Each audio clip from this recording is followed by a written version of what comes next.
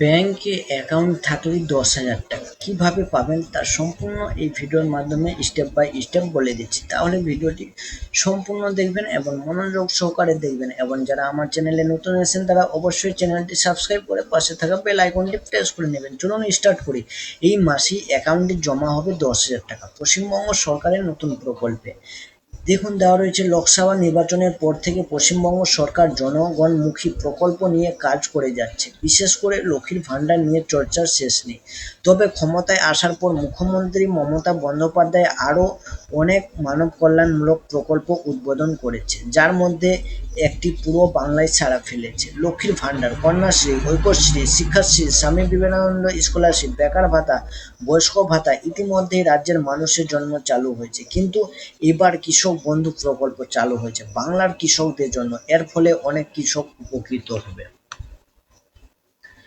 লক্ষ্মীর ভাণ্ডার প্রকল্প, কন্যাশ্রী, ঐক্যশ্রী, ঠিক আছে। তো এটি গেল। এবার কৃষক বন্ধু সম্পর্কে আলোচনা করি। জানা গেছে জুন মাসের শেষে এই প্রকল্পের আওতায় নিবন্ধিতর অ্যাকাউন্টে সরাসরি টাকা পাঠানো হবে। সব মিলিয়ে 30 লক্ষের বেশি কৃষকদের আর্থিক সহায়তা দেওয়া হবে। তবে সবাই একই পরিমাণে অর্থ পাবেন না। 4,000 থেকে 10,000 টাকা পর্যন্ত পাবেন। এই জমির পরিমাণের ওপর নির্ভর করবে। যদি জমি 1 একরের কম হয় তবে বছরে 2 কিস্তিতে 4,000 টাকা দেওয়া হবে, এবং জমি একের এক একরের বেশি হয় তাহলে বছরে 2 কিস্তিতে 5,000 করে 10,000 টাকা পর্যন্ত দেওয়া হবে। শুধু তাই নয়, এই প্রকল্পের আওতায় থাকা কৃষকরা 2 লক্ষ টাকার বিনামূল্যে বীমার সুবিধা পাবেন। ফলে 18 থেকে 60 বছরের বয়সের মধ্যে কৃষকদের যে কোনো কারণে মৃত্যু হলে তার পরিবারের বার্ষিক 2 লক্ষ টাকা এককালীন প্রদান করা হবে। অর্থাৎ 18 থেকে 60 বছরের মধ্যে যদি কোনো কৃষক মারা যায় তাহলে তার পরিবারকে 2 লক্ষ টাকা আর্থিক সাহায্য করবে। কৃষক বন্ধু প্রকল্পে কিভাবে নিবন্ধন করবেন? যদি আপনার চাষযোগ্য জমি থাকে তাহলে আপনি এই প্রকল্পের জন্য আবেদন করতে পারেন।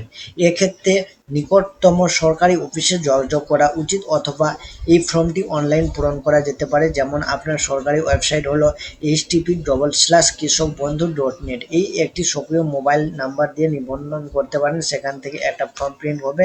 সেই ফর্মটা নিয়ে আপনার নিকটবর্তী যে অফিস রয়েছে, সরকারি অফিস আপনাদের ফার্ম রয়েছে, সেইখানে গিয়ে আপনাদের ফর্মটি জমা দিতে হবে। এবার কিভাবে আপনারা টাকা পাবেন কি না, কিভাবে আপনাদের ফর্ম জমা হয়েছে তা কৃষকবন্ধু.net এই ওয়েবসাইটে চেক করতে পারবেন। তাহলে আমি দেখে দিচ্ছি সরাসরি আমার স্ক্রিনে। দেখুন, আপনাদের সর্বপ্রথম টাইপ করতে হবে কৃষকবন্ধু.net, এই ওয়েবসাইটটি প্রবেশ করতে হবে।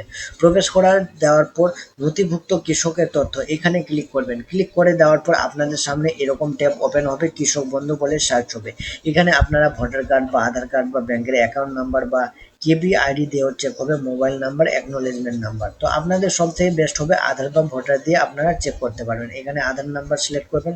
সিলেক্ট করে দেওয়ার পর এখানে টাইপ করবেন আধার নাম্বারটি। আধার নাম্বারটি টাইপ করার পর এখানে I am not a robot বলে অপশনে ক্লিক করবেন। ক্লিক করে দেওয়ার পর সার্চ করবেন। যদি আপনার করা থাকে তাহলে আইডি শো করবে এবং স্ট্যাটাস অ্যাক্টিভ দেখাবে। যদি আপনার না করা থাকে তাহলে নো রেকর্ড বলে অপশন শো করবে। তাহলে এর পরবর্তী ভিডিওতে আমি আপনাদের দেখাবো কিভাবে কৃষক বন্ধু ফর্মটি ফিল আপ করবেন। ঠিক আছে, আশা করি ভিডিওটি বোঝা গেছে, এবং ভিডিওটি ভালো লাগলে লাইক শেয়ার অবশ্যই করবেন, বন্ধুদের মাধ্যমে অবশ্যই করবেন, এবং চ্যানেলে নতুন এসে থাকলে অবশ্যই চ্যানেলটি সাবস্ক্রাইব করে চ্যানেলটি সাবস্ক্রাইব করে দিন। ঠিক আছে, ধন্যবাদ।